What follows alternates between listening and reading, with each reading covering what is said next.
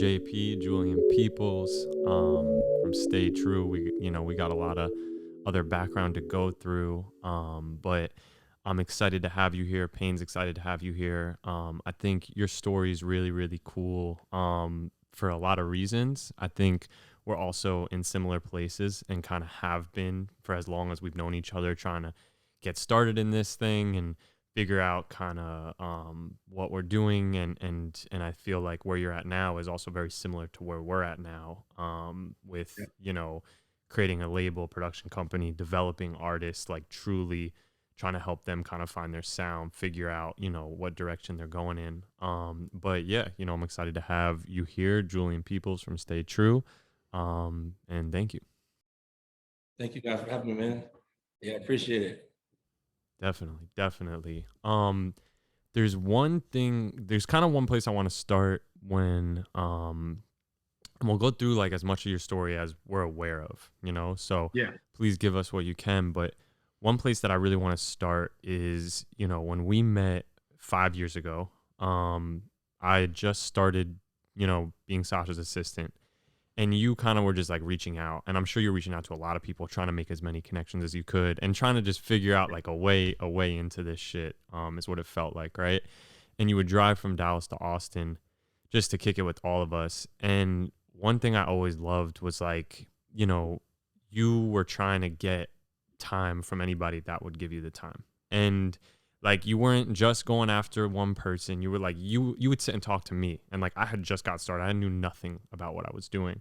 But you Yeah, would sit yeah. and talk to me, right? You weren't just like, yo, I need to speak just to that person or whatever. But I think through that kind of energy, it was like, we've always been able to maintain a good relationship, and also, just like genuinely root for each other, because like, then you'll look back a year later and be like, oh shit, JP's like doing this now, or Yeah. whatever. So I think it's like a dope place to start. And also, like, it was always interesting to me, and I think that people don't kind of celebrate this enough about what you did, and I don't know the exact specifics, but like, you clearly started, I'm assuming, in music later than you maybe would have liked to. Yeah. And, you hear a lot about like the 18-year-old kid that's doing stuff, which is incredible. Or the young kid that's just got out of school or whatever, didn't go to school, but it's like, you clearly had this other life before the music Yep. stuff that you were working on, and you weren't afraid to just be like, you know what, I'm gonna start in this. I'm gonna go put myself out there. I'm gonna do stuff that people my age might not want to do, whatever. And Yeah. like, it clearly is working. So I would love to hear kind of like that early beginning journey of it. Yeah, man. Yeah, it's definitely unorthodox and different. I think the main word that I love using is opportunity, that people don't take advantage of enough. And for me, it's just I just wanted to get my foot in the door. That was it. I didn't care how I did it. So meeting someone like you and even Sasha, like Sasha was in Texas, I was in Dallas, like I knew he was doing what I wanted to do. So that was like the first person I reached out to. And like luckily he was gracious to give me time of day. But I think that like when I was starting out, like all I cared about was like making a way. I didn't care how I was gonna get there, how I was gonna do it. Just like I want to just fucking do it. And I think that like, I got started in the industry at 30 years old. I had a great corporate job here in Dallas. I was making great money. I was doing sales, but I wasn't passionate about what I was doing. I wasn't like living life to its fullest. I wasn't happy, right? I knew that music was like my calling, what I should have been doing, but like I didn't know how to get there. I didn't know how to make it happen. All I knew is that like I saw someone doing it, and I would say, "Hey, can I do what you're gonna do? Like, give me 5 minutes of your time. Give me 10 minutes of your time. Let me come intern for you for free. Let me come do work at this festival for free, right? However, it's gonna play out. I just want to do what you're doing. I want to learn from you." So, yeah, I got started. I mean, at 30 years old, man, as an assistant, like to somebody who was 26 years old at the time. So talk about humbling yourself and knowing what the bigger vision in life is. I knew what my end goal was. I knew how to get there. It's a matter about like just doing the shit, just doing like the dirty work to get to that end goal. So um I think that like that's a big part of my story. That's why I'm so passionate about opportunity and like people like wanting to do their life goal. You have to just do it. That's it, right? And like it's scary. And that was for me. It was like leaving a great cushy corporate job, making great money, to go be an assistant to make $2,000 a month. It's like, that's like college money. I'm 30 years old with like, I got 2 kids. How do I do this shit, right? But I knew my goal was greater than that, and you just got to do it. So, What was that? What was that turning point that you had while you were, in your job and everything was comfortable and everything was good? What was that that moment that you were like, I have to pursue this head on? yeah, that's a great question, man. I think it was when my daughter was like growing up, like she was like 2 years old, 3 years old. I was like, I'm like not around enough. Like I want a livelihood of like being able to like have financial flexibility and have time. I wanted to have time to do what I wanted to do in life. I knew that my living a regular life of a corporate job, not that it's bad, it just didn't work for me, you know? So I knew that if I wanted to create a lifestyle for myself, I had to make a change. And like I wanted to be an entrepreneur. I wanted to have that flexibility over my life. So that was like, all right, if I can leave this, put in some years of like being an assistant, whatever I gotta do to get to where I can have a livelihood of like flexibility is what I was gonna do. So that was kind of like the shift that happened in my life. And my daughter just started growing up in front of my eyes. And I was like, damn, I want to be there more often. You know what I'm saying? Oh, I feel that. No, because it Yeah. usually it takes, for something bad to happen Yeah. for you to turn to joy and passion. You know what I'm saying? Turn Yeah. to what you were actually supposed to be doing the whole time. It usually takes something crazy to happen. Like hitting rock bottom or something. Yeah. It's hard for people to reinvent themselves. Like I think especially, when you at least for me, like when I got out of school and was like starting really seriously to like work and focus on my career, I was like, it's tough to shift because like, well, I'm already a year in, I'm already 2 years in, I'm already here, so it's a tough thing to do, but in a way it's probably like the best way to grow, if you really feel like you have something else you got to be doing, whether it's completely reinventing yourself kind of like you did, or even just being like, I need to add this to my life, something that just matters to you. And sometimes your rock bottom could be just a stunt in growth. Like once you feel like you're not growing and you feel like, you're not evolving, that could be your rock bottom. Yeah. And you just be like, I gotta make a change.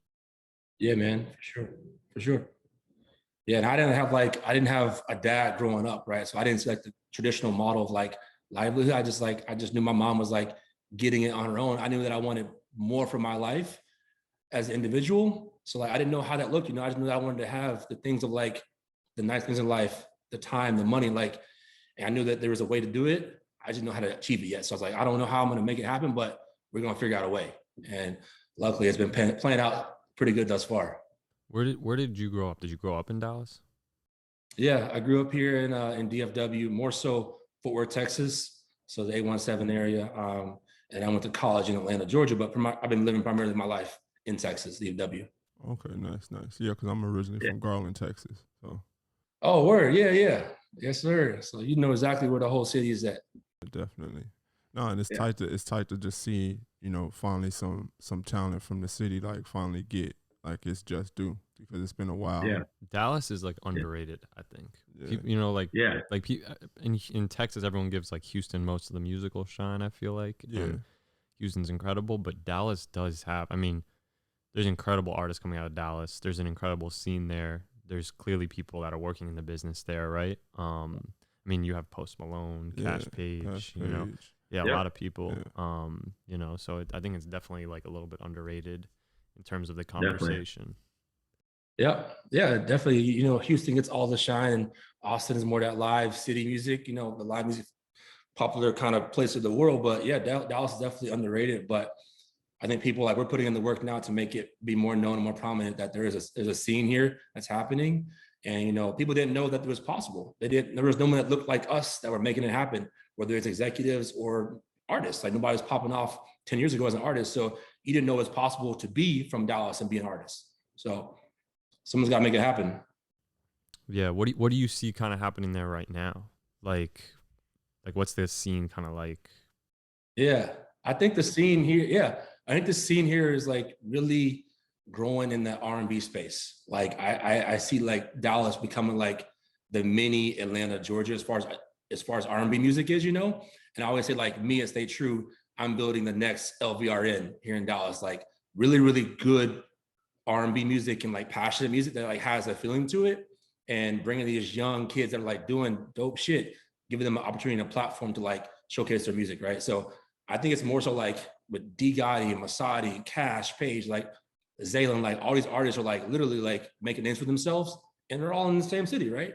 So that's why I feel like right now the vision is going for the city of Dallas right now. No, Is it feels good. It makes me proud too, because I my first um my first I guess like introduction to being in love with music was R&B music. mhm. Like I loved Yeah. MJ, I loved Marvin Gaye, I loved just music about love and about emotion. So to see the city of Dallas slowly starting to be known for artists that are in the R&B spaces, Yeah, Yeah. it's tight. amazing, man. So wait, Yeah, man. It's really good. Masadi, who I know is one of your artists that stay true, he's from Dallas as well. Yeah. Yeah. He's from Dallas. Yeah. Born and raised. Yeah, so that's great. I mean, um, to do what you're Incredible. doing, to start what you're starting, and then to have your like one of your first artists be from the city, and like having, I think there's like what I've realized a lot recently is like how important like cultural context can be to music. Yeah. Like of course you have great music and talented musicians like that exists, but when there's like a story and there's something brewing like culturally, it's kind of what music is all about in a lot of ways. It Yeah. adds to like the story. So everything for your brand, just being in Dallas, you being from Dallas, one of your artists being that from there, like that really just it creates a lot more excitement, I think, even as the story grows, which is sick. Yeah. Yeah. It allows like me to feel comfortable, allows me to like not to like put a facade up. I don't gotta like fake the funk where I'm from, I'm just here in my hometown, like working with people that are from my hometown, like we understand the same mentality and we're going after the same goal together. So it's like it makes it very easy just like to work what you're passionate about and like put literally the work in every single day. Oh, for sure. And like the you do, it is important that you do travel and go to the West Coast and go to the East Coast, but it's tight that like a lot of cities there are it's becoming normal that people do it in their own city and like find Yeah. and network across, and like they're finally starting to like build their own name and build their own scene. Yeah. Yeah. It's starting to happen Yeah. a lot more now. Yeah, I always admired like what you guys did and Sasha, like being in Austin, like creating a community there, a name for yourself in the industry, but score more and like representing Tory, like in Austin, like you wouldn't envision that would be the case that people would be a major manager in Texas, right? So I always admired that and thought the same thing, like, wow, if they can do it, why can I do it, right? So my whole mentality always was like to go to LA, to work in LA, to get on opportunity to come back to Dallas to do what I want to do it here. Oh yeah, Yeah. because it's always good to go and like mingle and say what's up to people, but it's dope to be in Texas. It really is. It's just dope to be in Texas. It's dope for this to be the Yeah. hub, and for Yeah. because people got to come to Texas at one point. Yeah. They got to come. Yeah. You know what I'm saying? And it's tight to be linked up in Texas and to be able to take care of people and show people hospitality in Texas. Hmm. Facts. Yeah.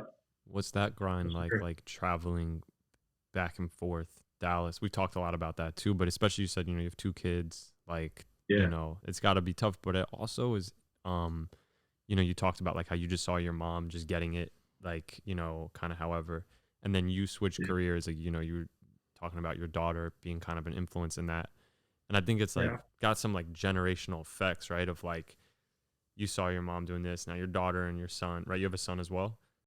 Yeah. Yeah. 5-year-old daughter, 3-year-old son. Seeing you doing this, so it's like it's gonna add. Watch what they do next. Like they're gonna build some crazy company, right? That's gonna blow all this Yeah. everything we're doing out of the water. Where they're like, 100%. I see what I Yeah. see what they were doing. Like it adds up and it adds up and it adds up. But yeah, what's that Yeah. like? Just kind of traveling back and forth, because that's honestly a little similar to us. Like I haven't been Yeah. going to LA as much as you, but like starting to kind of head back and forth because you got to be there to a degree.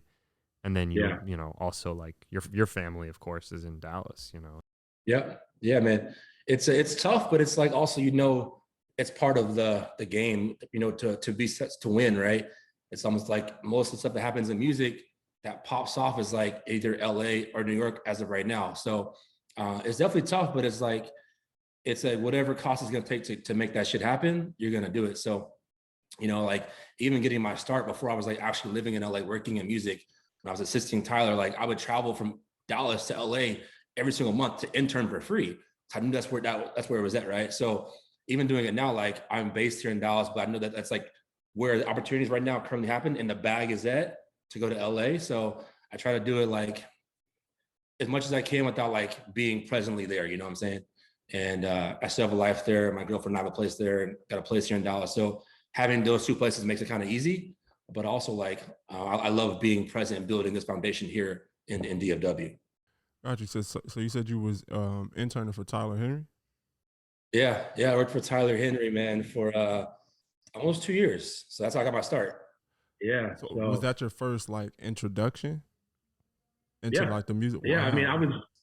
yeah. So I was doing some like music management back in like 2017. My best friend Brandon Marcel, singer songwriter, started working with Leon Bridges here in Texas, and like writing with Leon and being in his band and whatnot. That's kind of how I saw the industry, right? And like what was possible to be a manager. And then from there, I was like, damn, like, this is possible. I was managing Brandon, but I wanted to do it on a bigger level, bigger scale. So I started hitting managers up all the time. Sasha, Pat Corcoran, Jamil Davis, Scooter, Tyler Henry, right? And then I was sending beats for Party Next Door from my producers to Tyler, and Tyler always hit me back. He'd be like so gracious, just so like so conversational, right? A very, very humble dude. I was like, damn, I want to be like that. I want to do what you're doing, right? Like, will you mentor me? And yeah, so he was like, yeah, let's get on a phone call. And call never happened. But like the next day, Party's on tour with Halsey and came to Dallas. And I was like, yo, I'm in Dallas. You're coming to Dallas. Let me meet you. And he was like, all right, come to the show in Dallas. I was like, all right, cool. Do I get a pass or anything? He was like, nah, you got to buy a ticket. I bought a ticket to the show. Yeah, yeah. Bought a ticket to the show. I emailed him. I was like, yo, I'm at the show. He's like, all right, cool. I'll give you 5 minutes of my time. Come by the merch table. And I was like, all right, cool. Met him at the merch table. And I had like done my research about him already as a person. So like I got to the table, I met him. I knew his story, how he got on, how he interned, what he did. And he was impressed by that, you know? And then 5 minutes turned into an hour. Next thing you know, we're backstage. I'm meeting Party for the first time. We exchanged numbers. And then I started interning for him for free after that. And then like a year later, he offered me to be an assistant and moved to LA right after that, man. Yo, to just hear your persistence and your, because that's what it takes. Like that's what a lot of like young executives need to hear, or young inspiring, aspire to be executives need to hear, like Yeah. what it takes and how much free work that you have to do, and how many hurdles that you have to jump over to get someone's time. And it's just like for you not to have ego in the situation, because some people can be like, yo, I just, you know what I'm saying? Like, I don't have to be. Like this person that didn't respond the first time. I don't have to be running around for this. Nah, you knew you didn't take it personal, and you were willing to do whatever it took to get where you felt you needed to be. You know what I'm saying? Yeah. Or around the people that you needed to be in the relationships. Like you understood the importance of like, yo, as long as I get to meet this person, as long as I get to have a first impression, like that's all I need. Whether it grow into something or not, I know I can learn something from this experience. Mm-hmm. Yeah, absolutely. Yeah, man. That's how I met Troy. Like I pulled up on Sasha at a Chance the Rapper show in Dallas, and to meet Pat, and then Sasha was like, "Yo, hit Troy," and then that's how I connected to him and Edward. It's just like meeting people and like being, like you mentioned, persistent. Like that's like a lost art, but knowing how to do it in a way that's not annoying. Like you can't be annoying anybody, you know. Like you got to have that fine line of like staying top of mind, but like not fucking annoying anybody.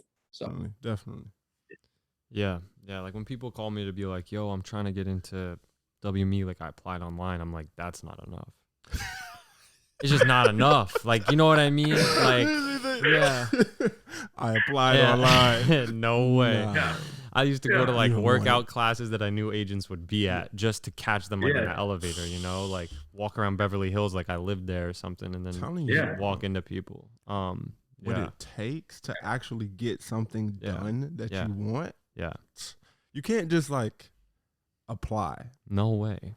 Or like send an email. We always joked at Scoremore that like for stuff that's people will reach out about that like it's just not meant to be taken seriously.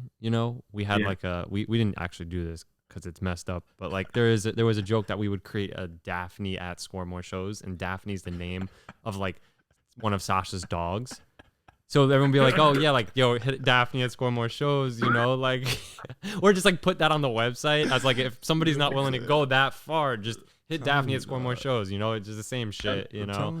Yeah, you gotta go hard, bro. Yeah, you gotta go hard. Yep. Yeah, and it's like you said, you like, I know if they could do this, I could do this. It's like, yeah, it's like this isn't rocket science. It's just about putting in experience, learning it, being thoughtful, developing kind of the way that you want to do it, which I feel like you really are starting to like, almost like an artist finds their sound. Like I feel like your brand is like coming to form, and like the artists you're working with and the way that you're developing, like it just from the outside feels like it's kind of coming together. But it's all about like, I could start and just be an intern. Like I'm fucking working this other job, making money and doing this shit. Like I could be an intern. You know what I mean? I just gotta meet the people. Like that's all it is. Because I think some people can feel like, okay, I have a stable position. I have a job. I'm making like money. Yeah.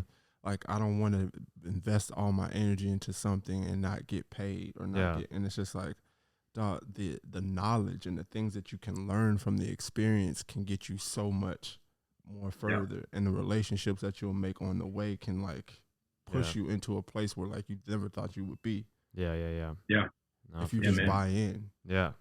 That's definitely just to get your start, even just to get in the door, you know. From there, you got to create something you think is worth your time and whatnot. But I think, all right, so you started working with Tyler. So now we got to talk about Party. Like, I mean, that's crazy because it's like you could go work with cool artists. Like we worked with Tori. It was a great experience, but like Party's different. Like, I'm just not going to lie. Party is just. For that to be a first, and he was already on. You worked.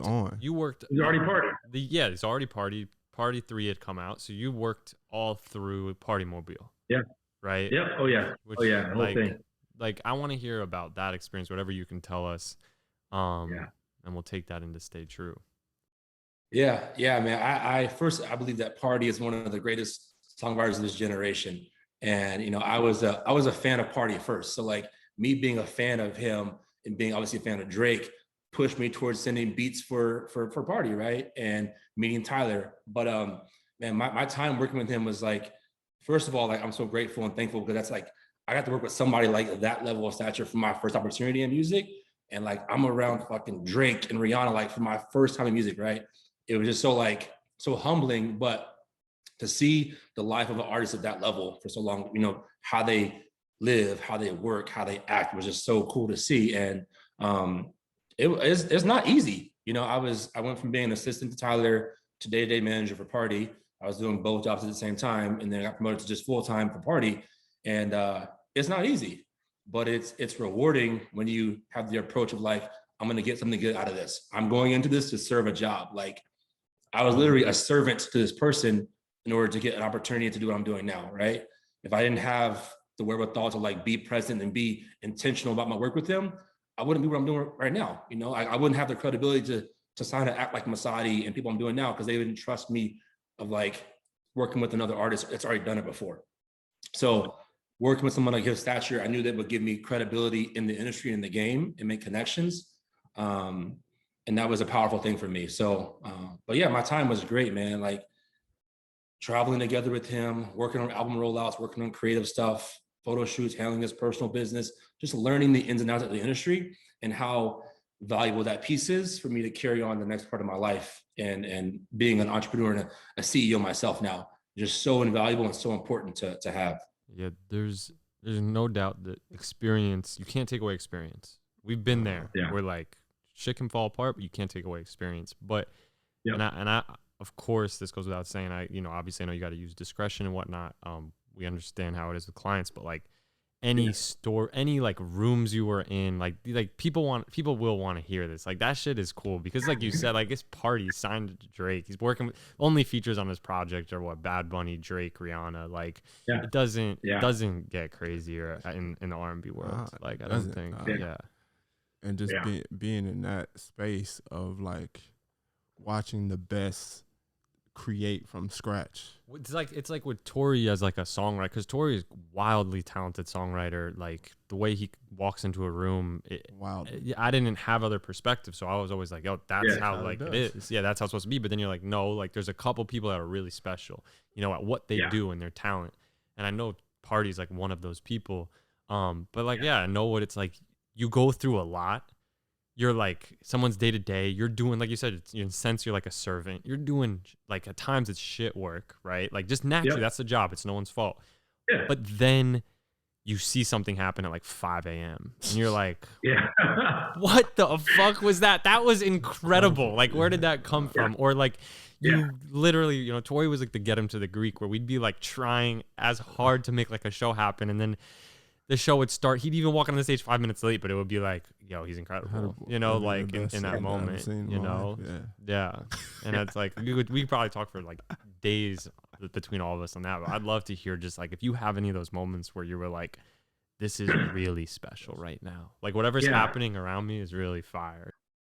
Yeah, man. I think I have two moments that literally just blew my socks away, to be like, one, like, wow, I'm actually here. And two, be like, wow, like, grateful for being here, right?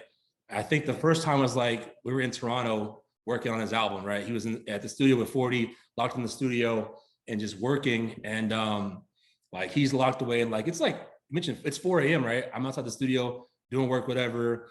Next thing you know, like Drake walks in the studio. I'm just like, fuck, that's Drake. Like it's me, Tyler, Party, Drake, and 40. And I'm like, how am I here right now, right? How am I here? Yeah.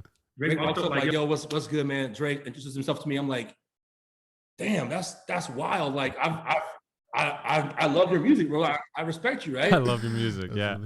Bro, like literally, he's like, asked me questions about my kids, my son, showing pictures of his kids. I'm like, this is it, man. And realizing like, wow, like my hard work is paying off to be like respected right now in this time, not told like, get out of here, like leave, you know, whatever. And just to see like him and Party be in the studio, like working on like music was just like, wow, this is the highest of the highest, right? And then second time we'd be like, I remember like the day I was at Party's house, like washing clothes, like being honest, right? Day-to-day shit, right? Washing clothes. You don't just get to hang out with Drake. Yeah. Just for everyone listening. Like there's a lot of shit stuff that you have to do. Yeah. Washing clothes, cleaning up after a late night, whatever it is, right? Doing this shit, right? And then 4 hours later in the studio with Rihanna, like literally like walking in the studio, like Rihanna walking up, giving me a hug, giving Party a hug, and being like, damn, like again, like this is it, right? So seeing like her, Kid Cudi in the studio, just like these phenomenal artists just working, like it's what I admired and I respected, and be like, this is why I'm doing it, all right? To be in this element, and then to be able to create my own lane the same kind of way. Because I mean, I think it's underrated to just being around the energy, what can bring out of you. Yeah, I'm a believer that like if you could be in that room, and I want to get to this too. If you could be in that room at that moment and feel like, all right, cool, I made it into this room. It's not the end all be all, right? But it's like, you know that your energy is gonna bring something that you're even bigger of a bigger part. Like not for you and your personal life could be a part of on a bigger level personally, right? Yeah. But wait, what was he like? Like what's like a writing process like for him? Like how does he, like that's so interesting to me, because it was like, I know before I started working with Tori, people would say, yo, there was a time where he would literally like pen to paper, boom, and like I think he did it maybe like around some of the records when I was there, but a lot of it was like like the vibe in the studio and then in the booth and like just constantly going. Like if he's going in, it was like he was going in fourth quarter, 2 minutes left. You know, tie game. Like that's what it felt like. And to me, that was like I have a feel for that process for him, you know. But I'm interested like kind of what Party's was. Yeah. But people don't understand, man. It's like people like him, he works every day. Like no matter what it is, he is working every single day. Vacation, not feeling well, whatever it is, like that's why he is so great. Like his pen does not stop. Like he writes on his phone, but like his process is just like, it's just in his head and he's just putting on his phone. But the hours he puts in allows him to be so special of a person. But yeah, I mean, he's definitely like a person, like he works like at the 5, 6 a.m. is like the prime time for him. He always tweeting at time in the morning, but like he's definitely a workaholic. And I believe that's why like he's so talented, why he's so special. And I mean, from like just like he doesn't work a lot with people. Obviously, people know that he doesn't write like he doesn't go in the studio with just everybody, you know. It's like he works at his home studio, is very private about that, and like likes to make music by himself. But when he does go in, like he can turn on like that. Like I'm talking write a hit song in 4 minutes. Like I remember being in the studio one time with like him and Danny Lay, and he wrote a whole song like in I'm talking literally 3 minutes, bro. It went in and recorded, and it was like, and then you see it come out 8 months later. It's like, wow, how did that happen? Like I remember being like watching that like idea to phone to booth to out in the world later on. So it's just a really special human being for sure. They're all special. Yeah, for real. They're all special. Goodness gracious. Yeah. And we're just blessed to be able to get to witness them doing it right now in this generation. Like just soaking it all up is like it's a cool thing to be in the presence of. No, for sure. And it's cool to see it, like to be there day to day and then see it happen. And you're kind of like, I now get how all of those things led to this one moment. It's interesting for you too, because like when at least when I was with Tori, I know Payne was with him for longer, but it was I started literally right before I Told You came out, so jumped right into album rollout, and then it was 4 other albums after that, multiple mixtapes. So it was like a lot of rollout mode. Whereas like I don't know exactly when you started, and when you kind of like started going further on your own path, but it's like he took it took 4 years between Party Next Door 3, Party Mobile, and like it's a big moment, like that's like to go through a rollout teaches you a lot. Yeah. Oh yeah. Yeah. Yeah. I remember I came on before he even started really recording the album. I was like working with him when he was just in the moment of like figuring out what he wanted to do. And then I remember like he went into album mode and we went to Toronto for like a few months, and we lived in Toronto and stayed there. And like he's in the studio every day with literally 40 and just like locking himself in a room for 10 hours a day. And he'd be getting, he can record himself and whatnot and like produce for himself. So he would just go shut off and like literally just go to work. And he'd come out and be like, all right, I got it. Let's go home. Right. And like that's how it was for months. And then he would come back to his home studio in LA and record in there. So but yeah, then working from like once the album was done on the rollout, just seeing how like Tyler and OVO and like them, how they handle everything, like how it was like so well done from like getting Rihanna on the album and seeing how things like happen gives you a lot of perspective, like what an artist goes through and like what managers go through, which you guys know. So I got to see it from both perspectives, like artist, label, and manager, all different ways. So that gives me the tools to like know what I'm doing now and today with my own roster, my own company. Definitely. I've always admired how the OVO management and the labels execution, like the way that they do things and the calculation of them, and it's never really like skipping a step or going too far ahead of the moment. You know what I'm saying? It's thoughtful. It's strategic. Very thoughtful. Yeah. Very thoughtful. Yeah. Moments that I would like my impulse would take more advantage of. It's like, there's more. Yeah, no, they're super. Yeah. I'm from an outside perspective. It's just like they're just calm and collected about it when it comes out, at least, and it happens. And it's cool for you to like see that process for the first time, but then see it from like with OVO being the label, that's more intimate versus it being like just a big label that's working like 50 other artists at the time. Like you got to see one of the best, like, production company labels type of thing. Like Planet, so like it must have been like, all right, everybody's hands are in, let's go and like let's work on it, which is important. And it like really, really, I want to hear about like the impact that had on you doing what you're doing, because you clearly have vision and like you're clearly now trying to build something that's bigger for you and your brand and more where you want to go. And like I see you doing writers camps. I see you flying with your artists to Hawaii to shoot just an acoustic set in Hawaii. Like you're doing the things. It makes me think about what we're doing too with some of the artists that we work with, which is like that, to me at least, in my version of it. And I want to know if there's more. I'm not there yet, but it's like that's development. It's like you're creating a home, creating like early stage development of an artist's career. You're helping them work on their sound. You're helping them you know, work on getting music in some places that can grow, Yeah. and like hopefully bring them to that next level, you know. So it's cool how Yeah. you like took all that and you're like, you know what, it's time for me to, Yeah. you know, to Yeah. do this. But I want to hear about that Yeah. too, and you know, I'm sure people will be interested. Yeah. I think it was very important to take away bits and pieces from every stop I had and how I got to where I'm at today. But like my experience being as an assistant allowed me to have connections to certain people, certain agencies, certain managers, certain producers, right? That I get to use today. My time of being day-to-day manager let me meet certain artists and whatnot, and meet certain managers and whatnot. And then you know, seeing how label was ran at OVO gave me knowledge about how to function strategically, how to move, how to be patient, you know, and like not rush anything. So those things that I got to see and take from my times at different places allowed me to just like put a melting pot together and just like create my own version of that. And then being inspired by like people like LVRN and Tunde and those guys, like what they're doing is like, it's really cool for the culture. I want to be doing my own version of that. So just taking bits and pieces of it and like compiling it together to make like what our version of Stay True is. And I believe that, like, you know, it takes a lot of time, but like artist development is so important, which you guys are doing yourself too.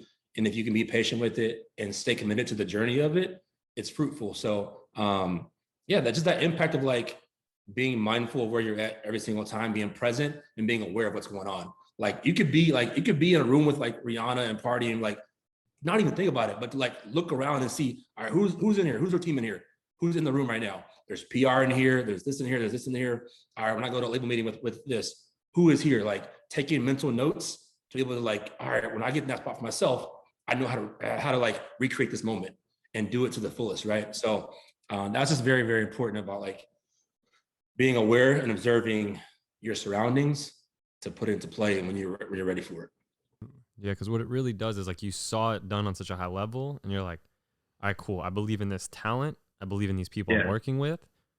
Now I gotta like set up the play, hear everybody else's ideas, and like we gotta run our version of it, you know, which is like Yeah. that to me is where being in that room is the most important thing. Other than the experience and being able to 100%. tell your kids about it and talk about it, which is just life Yeah. changing for music fans that work in Yeah. music in general, right? Like we've been there. It's like, all right, cool. That's how it works. And they had massive Mhm. success and they did this and they did that. Yeah. And there's so much years between all those people of experience that got them to be better and better and better at it. And they're still getting better at it. But it's Yeah. then you take it and you apply it to yourself. You know, to me that's like Yeah. where it really starts to create something. Cause like when I look at Stay True now, I'm like, all right, cool. Early phases, couple artists, but Yep. like everything that's out is really good.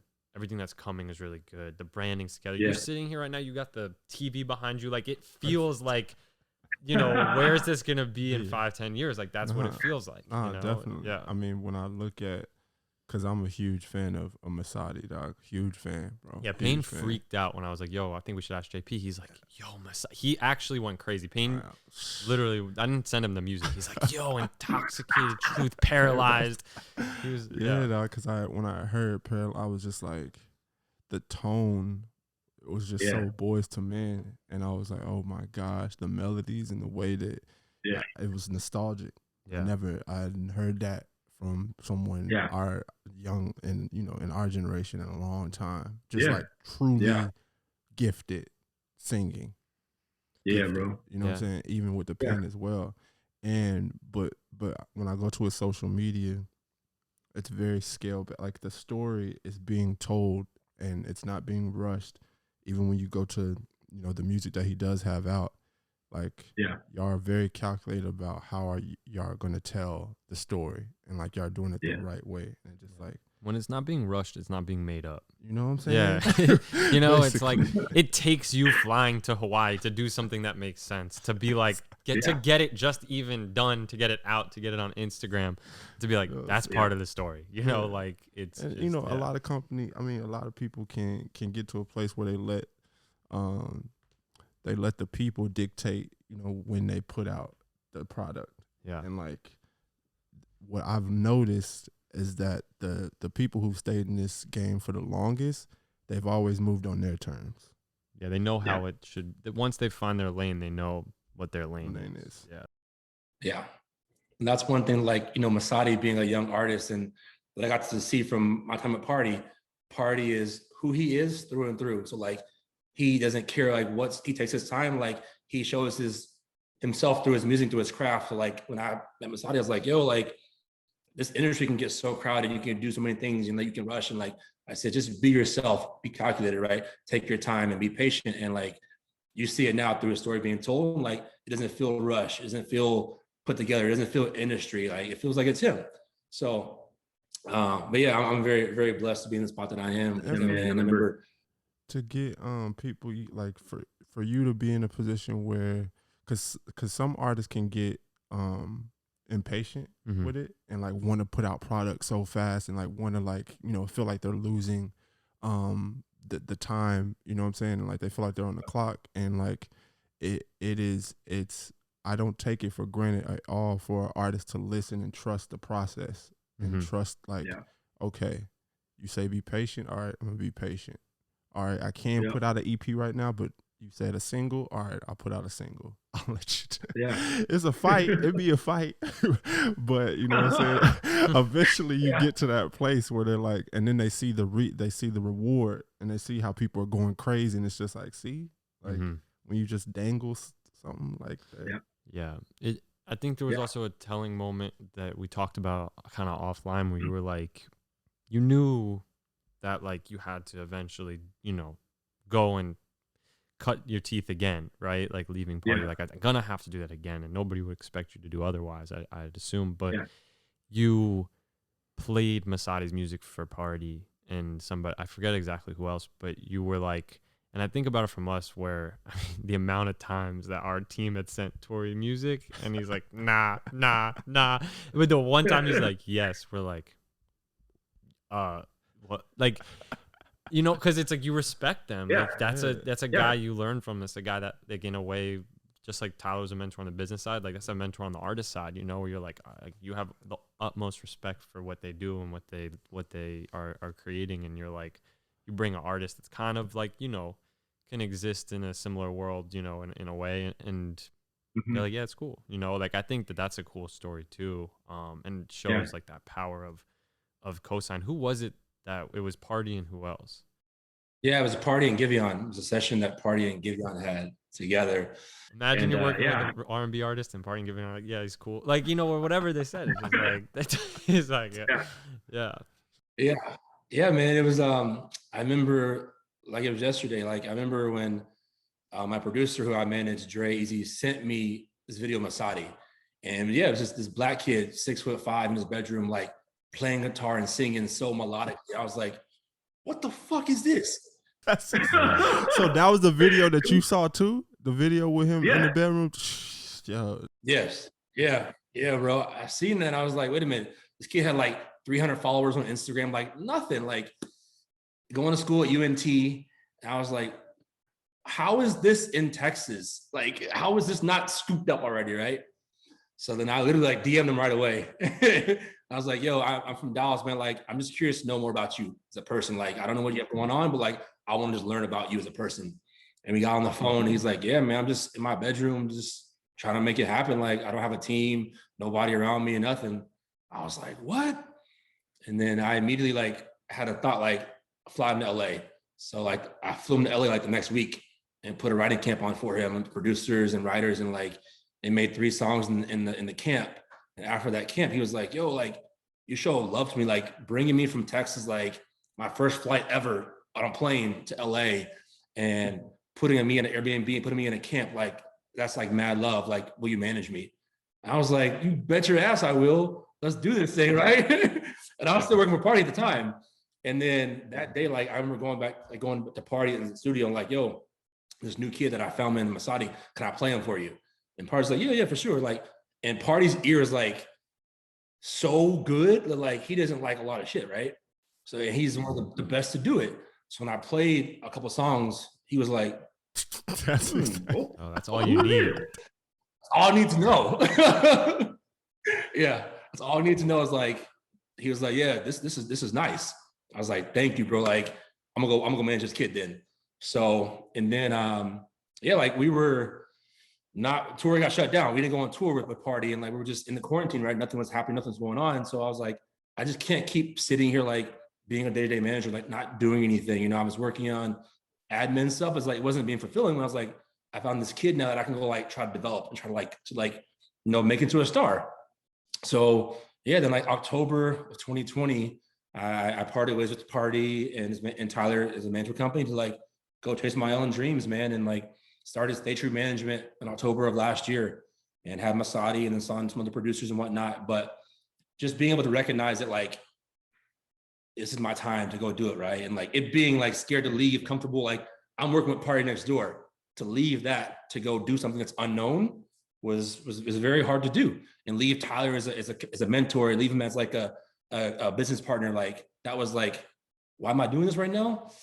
I gotta try it, you know. But you trusted your gut, man, and it was time, and I think you made a courageous decision, but I think one of the best decisions, you know what I'm saying, that you'll look back on and be like, man, I'm glad I did that at that time. No matter what, you know, no matter where it leads to, like you'll be like, yo, I'm glad I took my training wheels off and like said, okay. We'll have this conversation every 8 to 12 months, and it'll look better and better and better. You know, that's what's exciting about it. You know, but it's an incredible story. And then so you work with Masadi, and then Zara Scully is the other.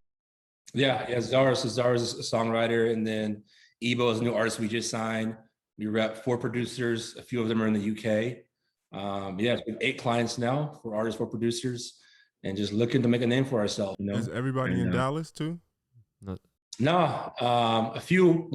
2 are in Dallas. Ebo and Masadi are in Dallas. One's in LA. One's in Florida. Producers, one's in Dallas, and then 3 are in the UK, Greece, Australia, and London. Yeah, wow. Offices all over the world. That's crazy. That's crazy. No, that's awesome, dude. And it's cool. Like, you know, the school you got to go to is incredible. Like I was, you know, just looking at like the amount of writing camps you're doing, and you know, you're drawn to like real singer-songwriters. I'm like, those people are lucky. You know, the people that are like, that have you taking the time to go and work on like developing them and just getting them to just work like effectively, you know. It's really, really cool. And I'm sure it's gonna lead to some bigger partnerships and whatever. It's kind of down the line.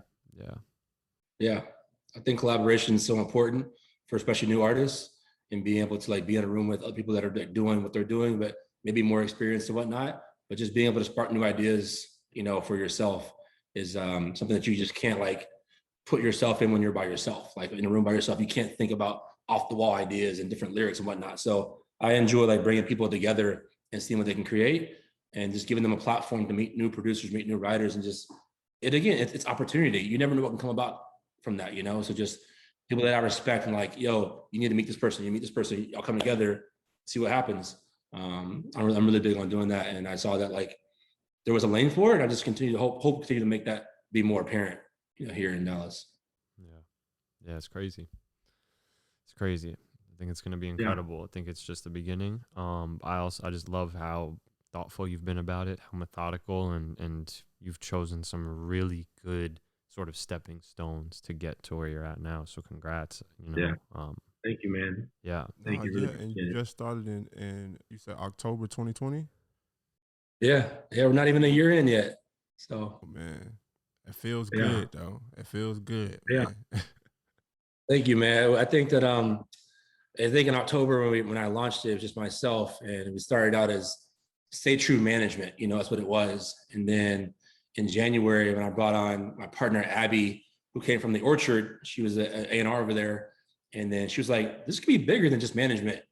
So then we were like, "Oh, okay, yeah, bet." So like we then rebranded to just Stay True, where we now do, you know, we're a record label, we do publishing, you know, we do management, and we do creative. So the goal is to give any artist we work with, producer, a one-stop shop, an in-house place to do all your stuff, right? So if you trust your team, you don't have to look outside for management, or also look for a label, or also look for publisher, and then, you know, creative. We can do it all in-house. But that's like my hope and my goal is to continue to foster that family environment. If you sign with us, we got you. Take care of you for everything, and just build together. Yeah. I love it, man. It's incredible. Yeah, man. It's dope. Cool, cool, cool. Well, damn. I don't know. I don't have much else, but I'm excited to see where this goes. And I mean it. Every 8 to 12 For months, real, we got to dog. get you back in here just so Definitely we want can to. really keep chronicling where this thing goes. Nah, man, I Yeah. definitely want to stay connected for sure because I just love what you're doing. I love that you're building it from the ground up. You're building it from the ground up, and you've put yourself in a position where artists trust you. They trust you, Hmm. Yeah. and you've taken their trust, and now you know the responsibility that you have now, and you're taking it serious, dog. And it feels good. And every artist that is signed to you right now, they're very very lucky to have you in their corner. Thank you, bro. I appreciate that, man.